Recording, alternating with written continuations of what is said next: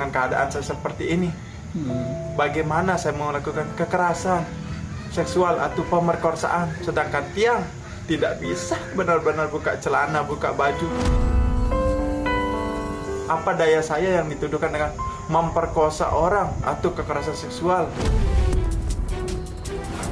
Pelaku untuk melakukan aksinya itu bisa menggunakan kakinya untuk membuka legging si korban.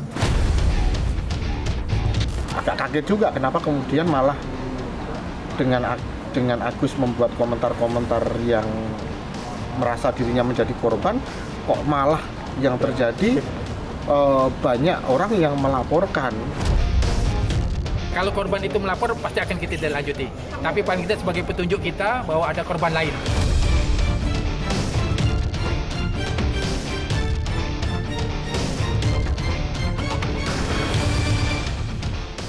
Ada kembali di The Prime Show, Iwayan Agus Suwartama alias Agus Buntung, sosok pemuda difabel dengan kondisi tangan buntung menjadi sorotan. Meski tidak memiliki tangan, Agus ditetapkan menjadi tersangka perkosaan. Agus bisa dituduh memperkosa korban dengan mengancam dan melakukan intimidasi. Tidak tanggung-tanggung, sedikitnya 13 korban mengaku, 3 orang diantaranya anak di bawah umur. Kita bahas lengkapnya dalam The Prime Show bersama dengan narasumber yang sudah hadir. Bersama saya di studio, Mas Reza Indragiri. Mas Reza, terima kasih sudah hadir, Mas Reza. Terima kasih, Bang Abi. Sehat, Mas Reza? Alhamdulillah sehat. Iya. Bersama kita melalui sambungan Zoom sudah bergabung Mas Andre Saputra, kuasa hukum salah seorang yang mengaku sebagai korban alias pelapor. Assalamualaikum, selamat sore Mas Andre. Waalaikumsalam, selamat sore Mas. Iya. Mas Andre, kita ingin tahu informasi terakhir yang barangkali bisa kita cerna dari korban yang Anda tangani. Sebelum ke sana, Anda memegang berapa korban? Untuk update korban yang sudah kami identifikasi hari ini itu sekitar 13 korban Mas. Yang kami sudah. Oke, 13 korban ya? Sekitar 13 korban. Oke, kami dengar 3 diantaranya anak-anak. Nah itu masih sedang kami identifikasi. Kalau yang itu belum kami dapat identitas jelasnya karena itu masih sedang kami identifikasi terkait usia anaknya. Informasi yang kami dengar bahwa ada juga yang mengandung, betul? Nah itu betul informasi sementara, tapi sekali lagi kita tegaskan bahwa itu masih kami identifikasi. Oke, bisa jelaskan kepada kami, tentu dengan jumlah korban yang dalam tanda kutip tidak sedikit ini, bagaimana mereka menceritakan modus yang dilakukan dalam hal ini tersangka? Baik, hampir semua modus yang dilakukan oleh pelaku atau tersangka ini adalah memancing emosional korban atau kayak simpatis kepada korban.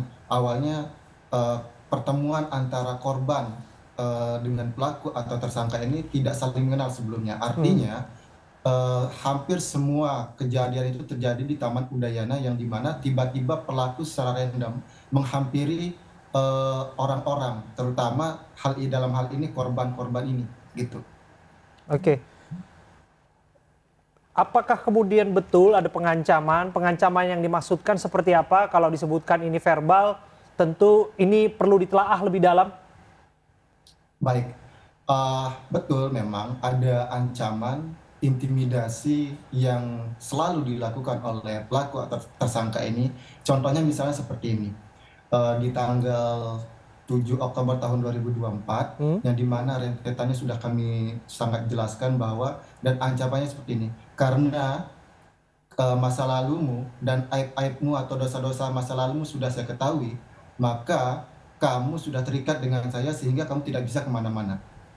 Nah, oleh karena itu, kamu ikutin apa kemauan saya, kata si pelaku atau tersangka ini. Begitu. Sehingga korban menolak pada saat itu, tapi dengan ancaman-ancaman seperti itu untuk membongkar atau memberitahukan aib-aib dosa-dosa si korban kepada orang tua si korban. Ini narasi yang sama yang disampaikan ke setiap korban, yang disebutkan mengintimidasi berdasarkan masa lalu para terduga korban. Hampir sama semuanya, Mas. Ada intimidasi seperti itu, dan juga yang sering dilakukan atau yang hampir sama itu adalah ketika pada saat di kejadian di kamar, apabila si korban berteriak maka dia yang di luar kamar akan mendengar dan kita akan dinikahkan. Nah, itu yang disampaikan pelaku sehingga si korban merasa takut, emosionalnya dan psikisnya down gitu. Oke, Gitu, kira-kira. oke. Tentu apa yang terjadi di dalam kamar kita nggak mau spesifik membahasnya, tapi lagi dan lagi ini akan mengusik isi pikir kita. Bagaimana mungkin kemudian bahwa seorang dengan kondisi tertentu seperti itu melakukan pelecehan? Ya, memang framing-framing yang di luar sana seperti yang Mas bilang tidak mungkin, yang memang disabilitas yang dalam tanda kutip yang tidak memiliki tangan melakukan hal itu. Tapi saya tegaskan atau tim pendamping tegaskan, semua itu berpotensi menjadi pelaku atau tersangka dalam kasus pelecehan seksual tanpa mengurangi melihat atau tanpa ada cacat fisik kayak begitu. Oke, saya ke Bung Reza. Bung Reza, kalau kita lihat ini jumlah korbannya tidak sedikit ya, belasan bahkan disebutkan bisa saja ini bertambah begitu. Tapi pola dan motif disebutkan sama. Bagaimana Anda melihatnya, termasuk modusnya? Sepertinya kita harus sepakat kita sebut orang ini kalau memang melakukan apa yang tadi disampaikan Mas Andre dengan jumlah korban lebih dari satu, dia ini residivis. Tapi residivis itu perhitungannya bukan semata-mata berdasarkan berapa kali orang masuk keluar penjara. Tapi residivisme yang saya maksud adalah berdasarkan dari offense. Perilaku jahat berulang yang argonya dihitung berdasarkan jumlah korban. Oke. Dengan simpulan bahwa orang ini tampaknya merupakan seorang residivis, residivis kejahatan serius karena Indonesia sudah punya undang-undang TPKS, dan itu mengindikasikan bahwa Indonesia memandang kejahatan seksual sebagai kejahatan serius, maka kita patut punya keinsafan bahwa orang ini adalah orang yang super berbahaya. Oke. Karena itu tetap dengan menaruh rasa hormat dan simpati atas keterbatasan fisik yang dia miliki, tetapi dengan pemahaman bahwa orang ini adalah residivis kejahatan serius yang sangat berbahaya, maka sepatutnya otoritas penegakan hukum melakukan penyikapan yang sangat serius terhadap yang bersangkutan sejak sekarang.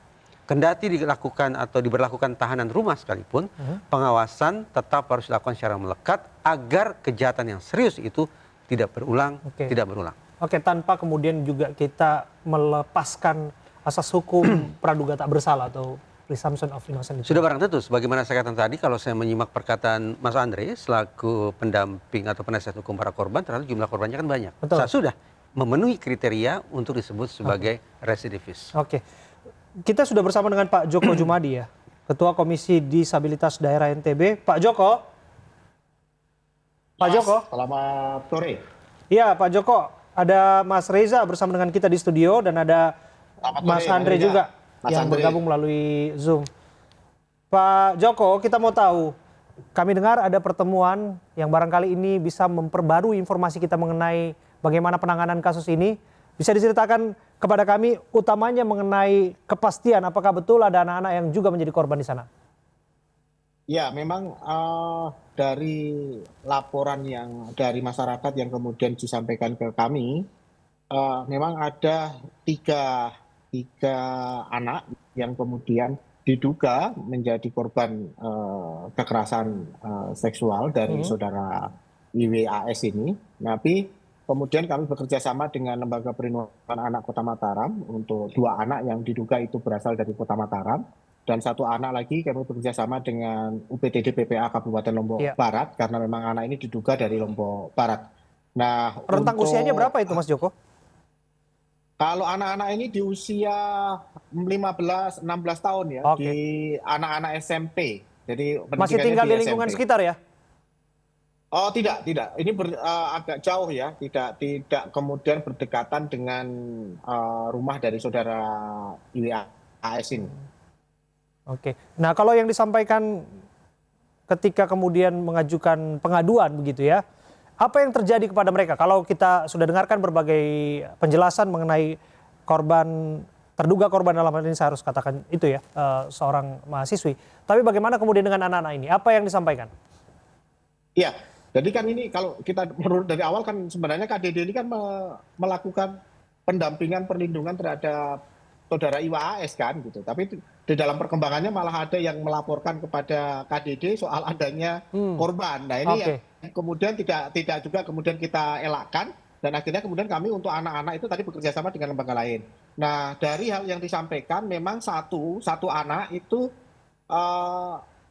modusnya hampir sama dengan yang kasus-kasus yang perempuan dewasa. Oke. Tetapi yang 2 kasus itu modusnya adalah memang ada hubungan asmara antara saudara Iwa AS dengan anak-anak ini yang 2 ini. Oke, ada hubungan asmara begitu ya? Iya. Oke. Saya kembali ke Bung Reza. Bung Reza, ya apa yang mau Anda katakan mengenai ini? Kita itu selama ini acap keliru dalam berimajinasi dan menarasikan tentang apa itu kekerasan seksual dan siapa itu penyandang disabilitas. Oke.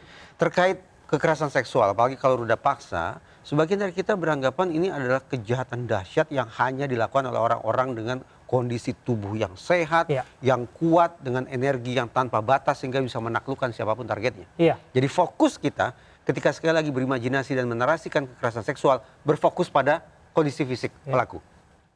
Sementara ketika kita berbincang tentang penyandang disabilitas, Oke. masih ada anggapan ini adalah orang yang, maaf ya, saya menggunakan bahasa yang vulgar hanya untuk memudahkan kita berimajinasi. Cacat, tidak punya bagian tubuh yang lengkap, Ya.